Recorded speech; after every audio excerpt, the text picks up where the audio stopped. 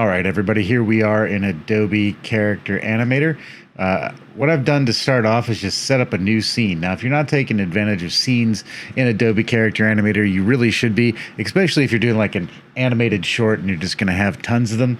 It helps you keep things organized and all of your animation in one project. At some point, you might want to split it up, scenes 1 through 10 or whatever, get a new file going. Otherwise, it could get a little bit heavy for you. But so far, I found that scenes are pretty self-contained and don't seem to cause a lot of lag. So I just went up here to scene and created a new scene. And I do have a video all about setting up scenes and backgrounds and things if you want to check that out on my YouTube channel. Then I was able to just drag this business lady puppet down into the timeline of this new scene. Okay, now the next thing I'll tend to do is go ahead and turn off pretty much every behavior. Now in this case, this puppet has like a walk behavior, it has head turns, and a few other little features like that that I am not going to use within the context of this tutorial, as it will just kind of complicate the material I'm trying to share with you. Now I have everything turned off, so my voice, nothing is doing anything, and oftentimes I'll even turn my microphone off. All right, so where are you getting this puppet from? You could be getting it from anywhere. It could have been made 2 versions of Adobe Character Animator ago. You don't really know. So one thing I definitely like to do is just go and sort of check out the puppet, see what it can do, and see in what ways I might want to update it. So this puppet, for instance, I did update a few things, changed some handle positions, added some new behaviors that weren't available when the puppet was created. And then just to make my life easier, I added some sort of default arm positions. This puppet just has draggable arms in this one view right here. This is kind of their default position. So if I want her to get her arms the whole way up, there's some animation involved in that. And rather than recreating that every single time, I go ahead and I make a replay using the newer replay feature here in Adobe Character Animator. And that's simple enough. Everything's turned off. I just turn on the dragger. I can come in here. I can make a keyframe up here. Or I'm sorry, rather I'll just record a track right there using Control 2, and that'll just make a 2-frame track. I'll come down here and I'll drag this thing out. And now you can see if I were to turn on blending, blend in and out of this, it's okay. Like the interpolation is okay, and sometimes it might not be super bad, but sometimes it might be. So what I'll often do is come in here, because you're probably thinking, well, it's easy enough to, I could just drag the handle where I want it and make a track, but it can get a little unpredictable when the arm is moving this far. So something I'll do is just make this first. Here's this pose. I want to say, okay, well, before it gets to that pose, let's go ahead and bring it kind of down and across in this sweeping motion. Or maybe, I just in particular want the elbow to kind of snap whenever she gets to that final position up there. So I can record this track here, blend that in, blend this up from the default. And here's where you want to also think about interpolation of these tracks. So for instance, right now it's just easing in and easing out. Which I actually really wouldn't want for this particular motion, because remember, it's not going to stop here. It's going to continue all the way up. Right? So right here at the end, I will just go in and I'll right click and say blend in curve, ease in. Now you have this replay. We're going to call it right arm up. If you select this replay, you can see these options under here. When trigger ends, stop, sustain replay, or let replay finish. Let replay finish is going to make it so that this thing is just going to play the whole way through whenever you trigger it, right? What we want in this particular case is to stop, sustain replay, which means the replay is going to play up to here, it's going to stop, and then it's going to do the out curve, boom, and drop it back down, like so. All right, so I've already set something like this up for your reference. I have on my 8 and 9 keys, I've mapped a right hand up behavior, and on 9, I have the right hand down behavior. You are going to want to make sure you turn on this triggers. You are going to want to turn on your triggers over here in the puppet track behaviors panel. Otherwise, these won't play, but I'm going to go ahead and press 8. And then I press 9. And there we go. We have our predefined arm animation.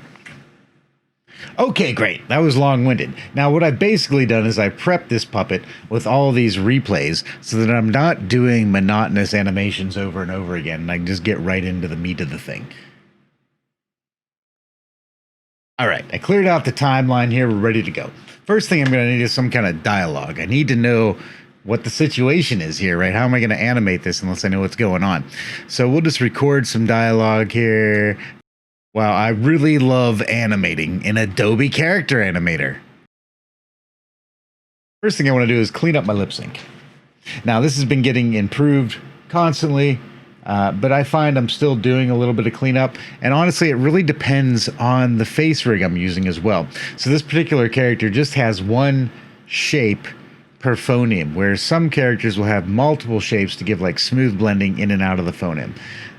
Depending on which type you're using, the lip sync might not work exactly the way you imagine. Things can get really mushy.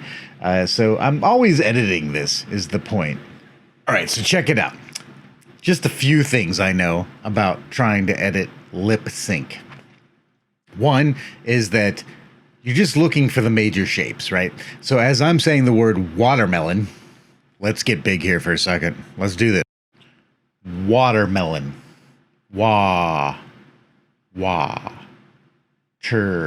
Melon. Watermelon. Okay, now you might have seen every little thing that I said, right? In Adobe Character Animator, we have a wah, we have an ah, we have a we have an e, we have an r, we have an m, we have another e, an l, and an l, and another O and N, right? We have all those shapes, but it doesn't mean we want to use them all. We just want to get something that represents the major sort of emphasis of what it is that's being said. So let's look at this timeline and see what we can kind of edit and prune. And it might actually be good. Who knows? So if I look at this, I really, we definitely want to start with an I shape. Here I have an So that's A or I, right? Really,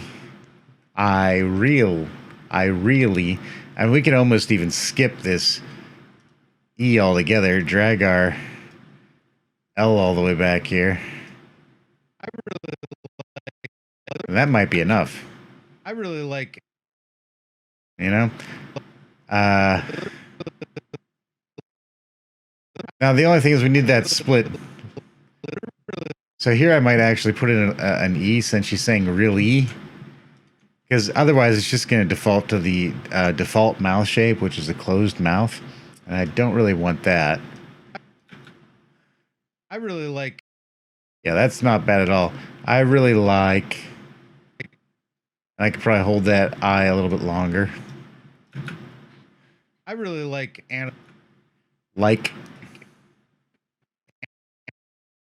So what I think I would do here is definitely we got the and we kind of want the M. We're going to delete the E and move the M just way down where we're actually, she hits the M. Anime, everybody likes anime ting. So I might just kind of end this right here. And you're looking D and G into default. Like animating. Now, another useful thing for you is if you drag your playhead to where this starts, right click on the playhead, you can say set work area start to playhead and the work area end. You can see here. If it's not showing up for you, you can also do right click over here and set work area end to playhead, and just make sure that your work area is shown. And then you can drag this handle around, and this will just loop through here then. I really like animating. So that's pretty good because it's not really noisy. There's not like a lot of jitter and flappiness going around, which can get just horribly distracting. So we'll do one more little bit here and just see what that looks like in Adobe Character Animator. So what I'm seeing is in Adobe Character Animator. So yeah, I would just do like A and then I would probably just go right to an O, right into a B for Adobe. And this that's here, I just turn that into an E. So I just get a kind of a nice enunciation of the word Adobe. Mator. Mator. I don't really need to do the T, you know what I mean? Mater. Mater. Mater. So probably just right back over to an O, finishing off with an R. Wait, where am I? Oh, okay. Yeah, so the next part you want to do is just what's the fun part? It's like the body motion. That's what Adobe Character Animator does, is it lets you track this stuff with your face. But what you want to do first is kind of plan it out a little bit, right? In this case, I'm just focusing really on the dialogue bits. A lot of times in this dead space, what I'll do is have some sort of just default idle animations that play, and I let them do their thing in there when I comp this all together. But anyways, let's stick with the actual animating part here. So what is it that, well, he, she, me, they, it are saying? Let's see. Like animating.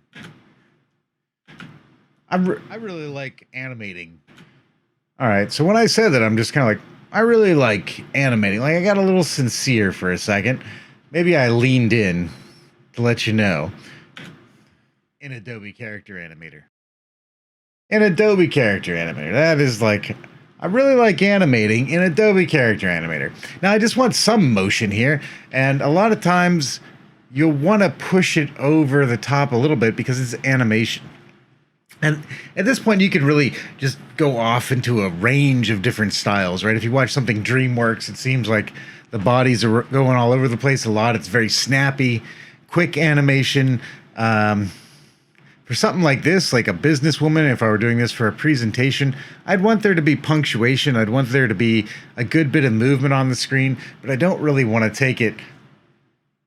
I don't want to take it over the edge into this world of like crazy fantasy. But the important thing is just to stick to a style. If you're doing a project, pick a style, stick to the style, and try to keep that consistent the whole way through. And this is why another reason I'll often create these replays, especially if there's just a common action that I'm doing. And that way it's consistent and I can tweak it once I go ahead and apply the base action. So let's just stop back here for a second. What we're going to do is turn off the microphone, turn off everything except for the face.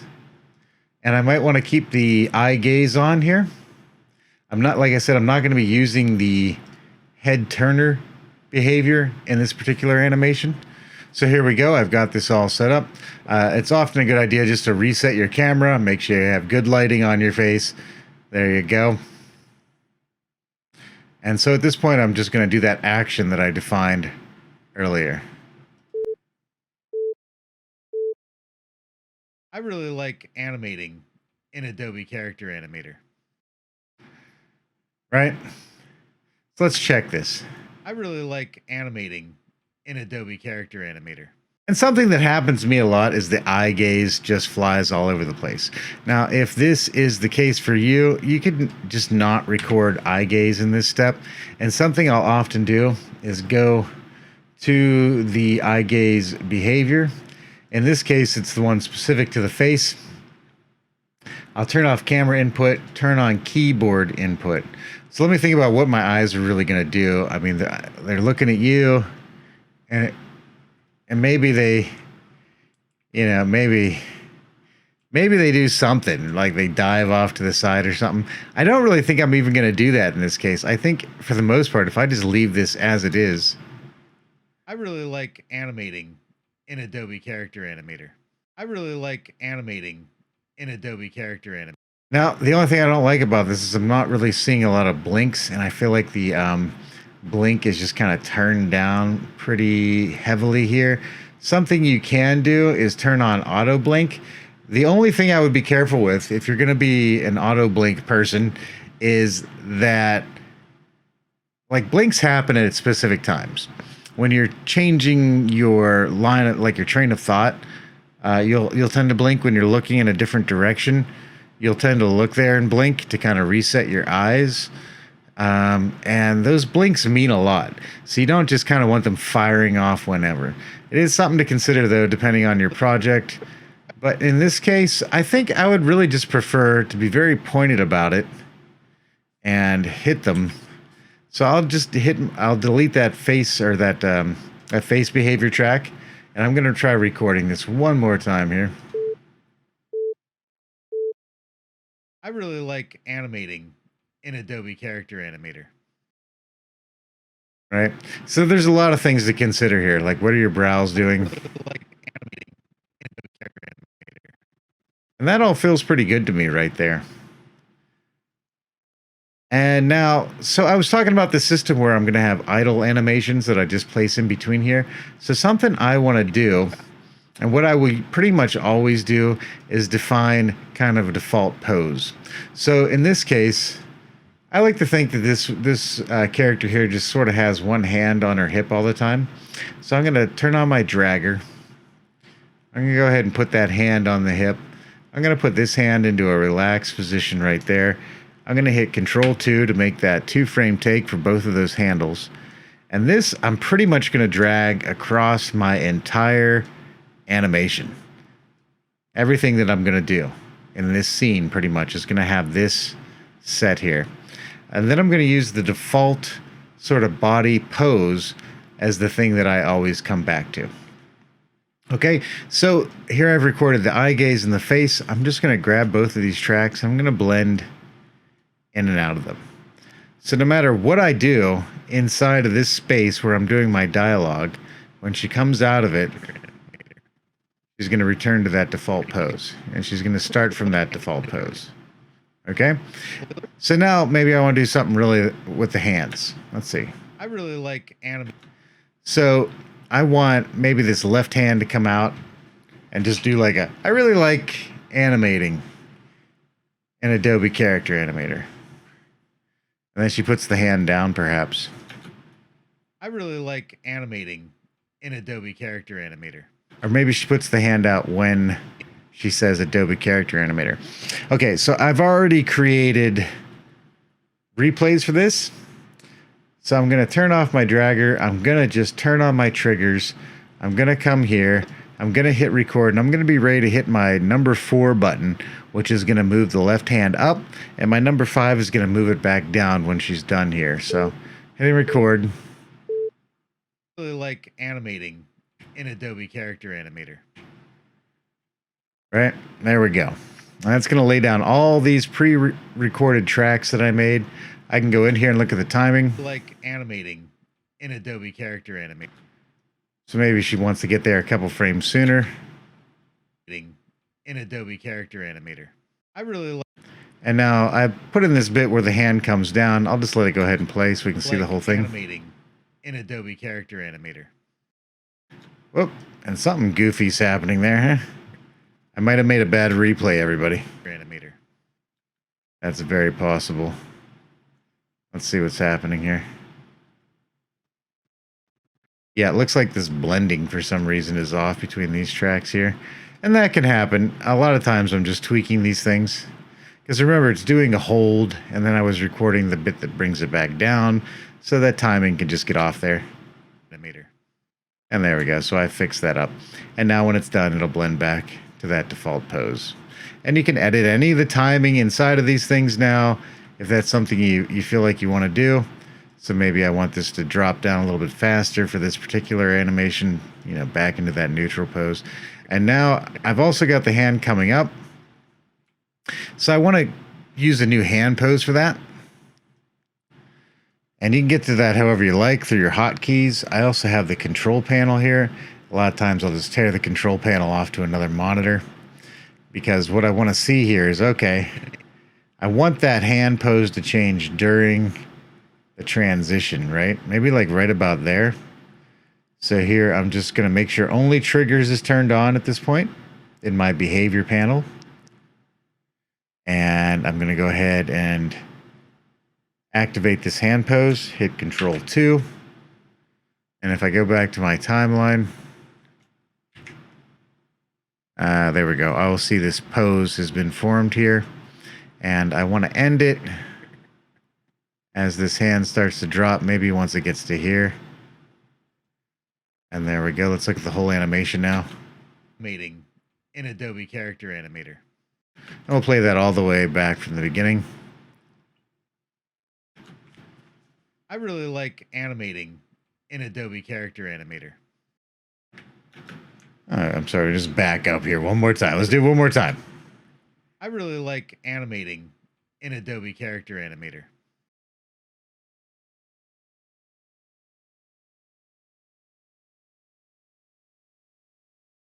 And that's pretty much it. We've got a finished bit of animation here. It's got your brow animation, your lip sync, some hand movement, body movement. It's all happening there. And this is something that I would definitely be ready to just ship out the door.